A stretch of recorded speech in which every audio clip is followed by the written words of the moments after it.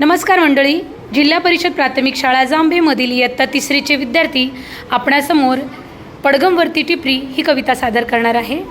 पडगमवरती टिपरी पडली या कवितेचे कवी राजा ढाले आहेत।